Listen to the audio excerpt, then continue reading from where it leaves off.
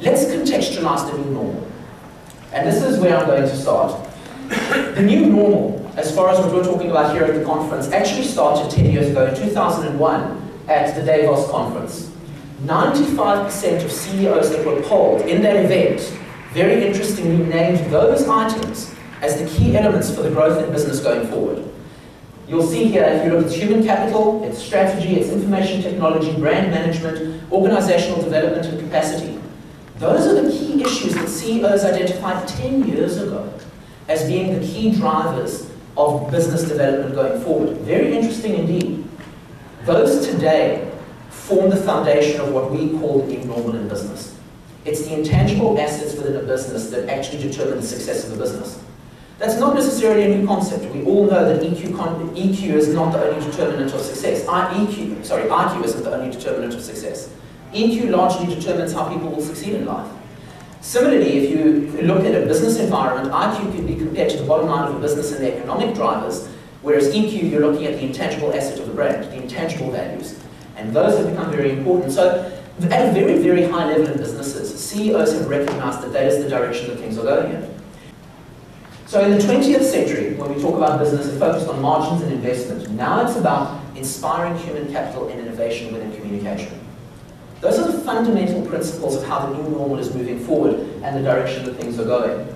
And this is really not death by PowerPoint. I know that all the notes are online, have been printed out, so you've got them. But the principle of this is to move away from the rational elements, which are the bottom line: sales, everything that is measurable, IT structures, everything that everybody's had for ages. It's been embedded in the organization and everybody measures it, and that's why senior leadership buy into it, because it's measurable. Senior leadership find it very difficult to buy into communication because traditionally it's an intangible, and certainly back in South Africa, it's very rarely measured. And I'll show you some statistics, research that Talk to Us did about a year ago when we surveyed communicators in businesses to try and find out the extent to which they measure and comply with governance regulations. And I'll talk about the governance element as well, because South Africa is one of the leading countries in the world when it comes to governance, and stakeholder engagement is embedded in the code of good governance for businesses, which is a very interesting element. And I will take you through that code of governance, because it's that code of governance that we use to sell effective communication at board level.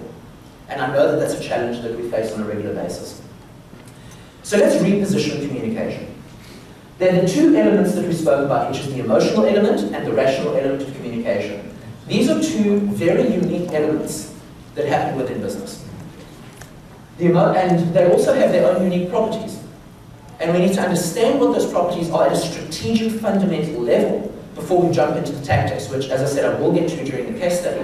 But contextualizing and creating this foundation is important. So each has their own working parts that fill this particular unit. The rational is what we've worked with for so many years, for so long. Controlling the environment and controlling the processes, for example. But on the emotional side, it's how you influence that environment, how you commit and get commitment from the people. That's what drives that. And you're probably starting to see where I'm getting to with this. Commitment from people does not come from posting messages on intranets alone. It doesn't come from putting very nicely developed wallpaper around the business to communicate a new vision, mission, and values. It comes from a very personal relationship that staff have with their leaders in businesses in order to commit that their departments are going to deliver what the organization is trying to achieve. That is the commitment that we're talking about. On the emotional side of business, it's about coping with change. We all know the amount of change businesses have gone through in the last 3 years. We also know the gap that's created with the human capital around that.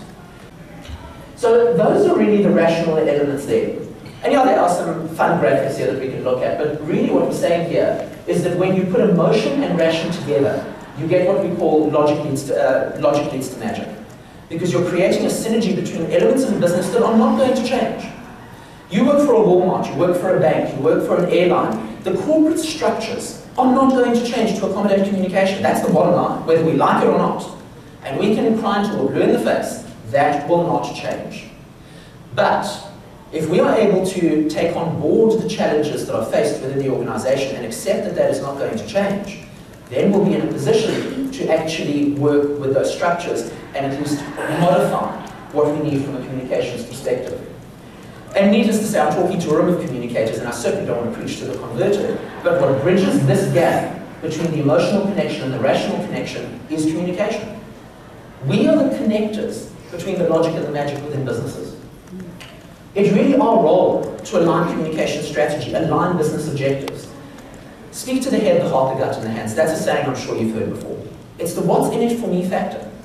Now, if you think about it, passive communication through traditional channels and mechanisms is not going to engage employees. Not anymore. It's when you say, tell me and I'll forget, show me and I'll remember, involve me and I'll understand.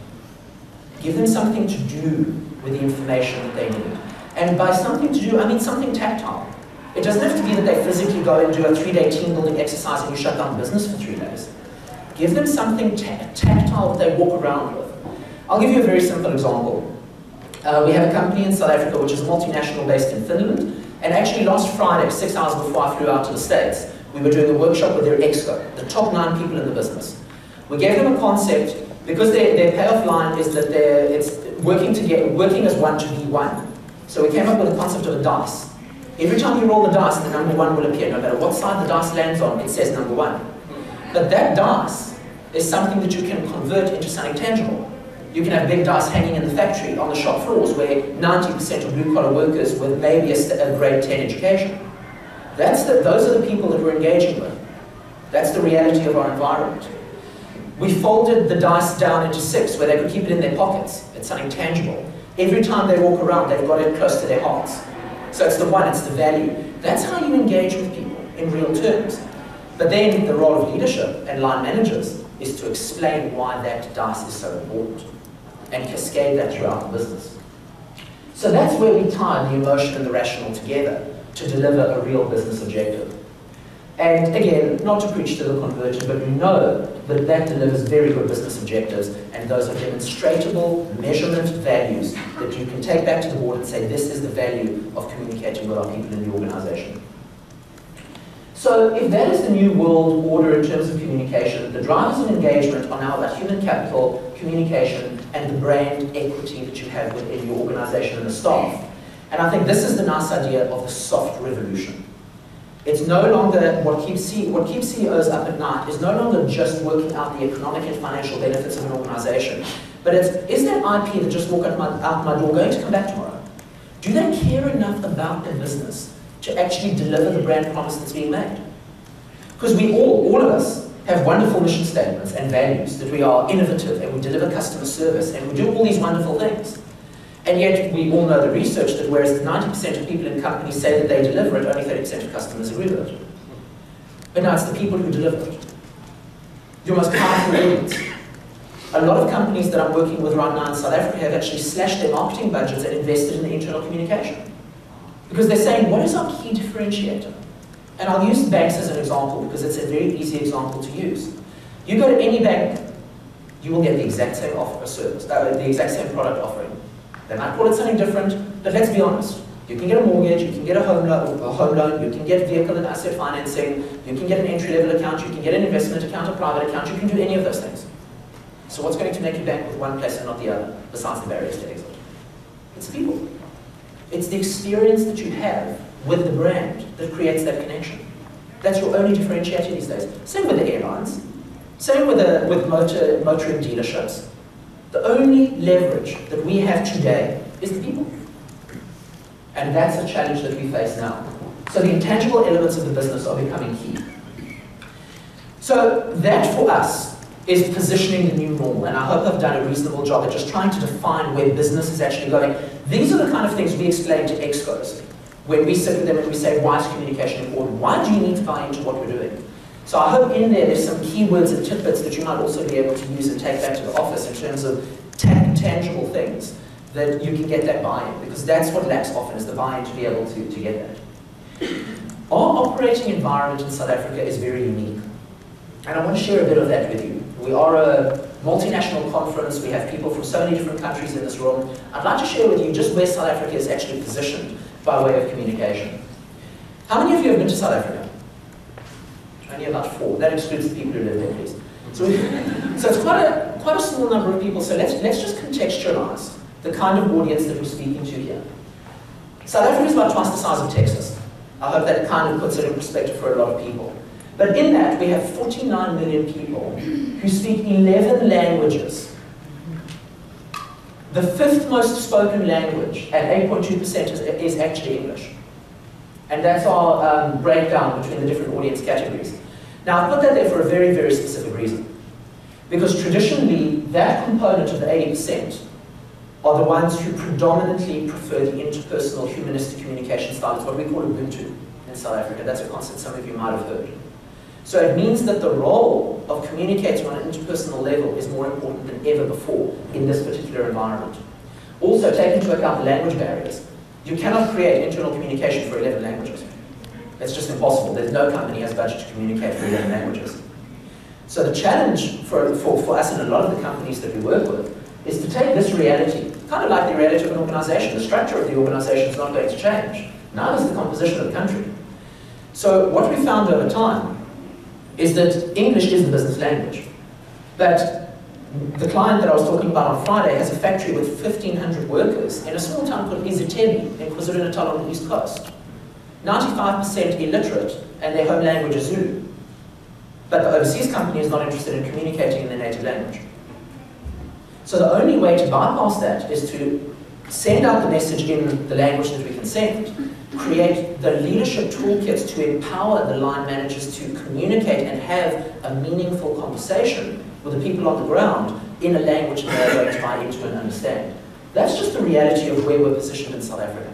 So we say that emotion leads to rational leads to conclusion, but emotion leads to action. In South Africa, we have the Code of Corporate Governance. How many of you have heard of King Report 3?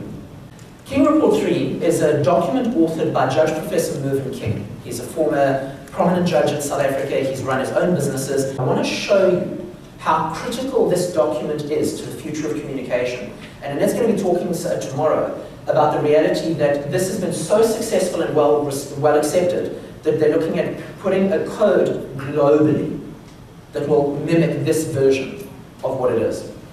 The first one was introduced in 1993, the second in early 2000s, and now the third one was launched on the 1st of March last year. Section 8 is dedicated to the board's responsibility to stakeholder engagement. How nice is that? Let's read what Section 8, this is what the Board of Directors is mandated to do in terms of the Code of Good Governance within South Africa. Read this.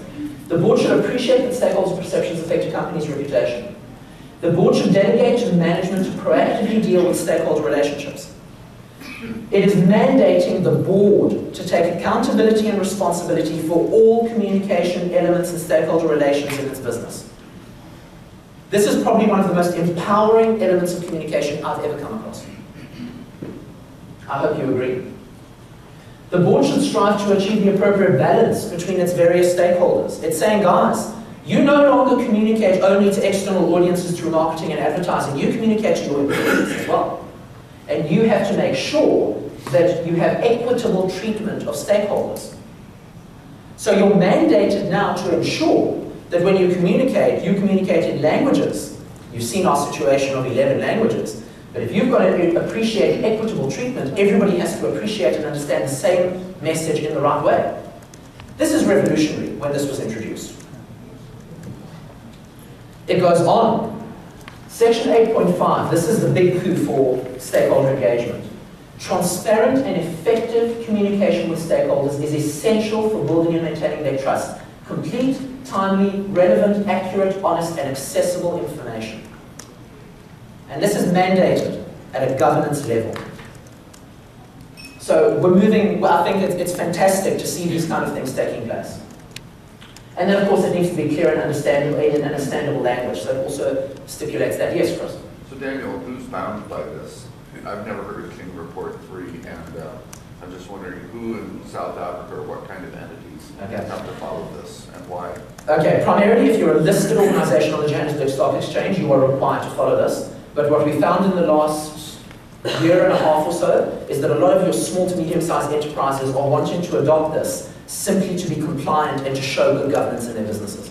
We need to now accept that leaders can also be people throughout the business that aren't even managers. Leaders can also be people with a sphere of influence in the business. The qualities we look for in these kind of people, and it is leadership per se, but it's also leadership in the other ways that I was describing. People who can cope with change. That's something we've seen very, very often, is leaders do not adapt to change very easily. They want the change, but they don't want to go through the transition that leads to the change. Why don't we put these structures in place to identify these people, to use them, to leverage them, to communicate throughout the organization? Build a sense of mission and not convention. Build a sense that yes, things are changing. It's not business as usual. In any organization, in any department, in any business. Walmart example is actually fantastic of how we're looking at a mission and not a convention. What they've done by buying into Walmart buying into Massmart in South Africa is going to fundamentally change the way the retail landscape is in South Africa. They have a huge responsibility going forward. So we need to identify those people. And I think this model, we've implemented it in similar situations to the model you're going into, the model that I'm going to share just now. Lead the charge from the front, but guide from behind. Lead the change and be capable with that change, but also guide it from behind, and don't only be the one that always runs forward. Apply what we call situational leadership.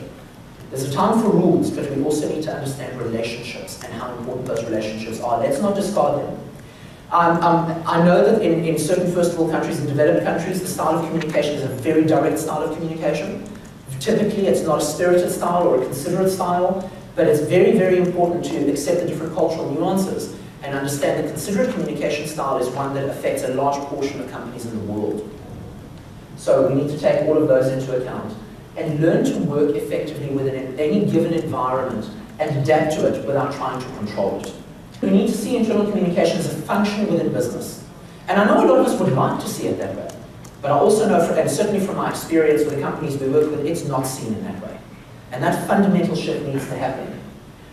Obviously, it needs to be given a budget, extensive technological applications. We've all got the technology, but it's not where communication actually resides. And the elevation to the strategic role of taking it into account. The other big thing, and this is when I get to the model under the case study in a few slides' time, you'll see what I mean about it's not about the output. Creating the model is actually very easy. And it might take a bit of time initially, but it's easy. It's making sure that it lives on throughout the business. To give you the background as to why I'm saying all of this, from where we're coming from. It might be different in the United States, it might be different in Finland, but where we're coming from, this is what we found. As of the beginning of last year, 64% of communicators told us that they had not aligned to that code of governance as yet. 57% of communicators still don't report directly into the board. Now, if you don't report into the board, how are you going to understand the key messages from that level and cascade them down? The most successful communication, and I must say, Barbara sitting in the audience here is a very good example of where that happens. She works intimately with the CEO of the Gauteng project. So all the messages come right from the top and are driven in a reputation management structure like that. Look at this, 78% of people measure process and content, only 21% measure impact. Now that impact is how we get our buy-in at the board. That's how we get the buy-in to justify our budgets. And we need to be able to put measures in place to be able to do that. So the new normal that I've covered, just to wrap up, is looking at business imperatives, putting ourselves at the next level, enabling a strategic achievement, and moving responsibility to communication. So for the leaders in the business, leaders need to put more effort into understanding what we do as communicators, focus on the intangible processes of the business, discover all of the elements of those intangible processes, and then measure what matters. We've got to stop measuring what doesn't matter. We've got to stop measuring whether people read the newsletter. And we've got to start measuring whether people have acted on the information in the newsletter. One of the companies that we're working with now, their global mandate, so it's an overseas company, is to have 100% of awareness of their new values by the end of December. So I said, great, so what? So they can recite them like parrots, so what? Does it mean that if one of the values is customer centricity, does it mean they're actually going to deliver that value? What are the behaviors associated with that value? That is what becomes very, very important. So we need to position ourselves at that level and deliver back on those brand promises.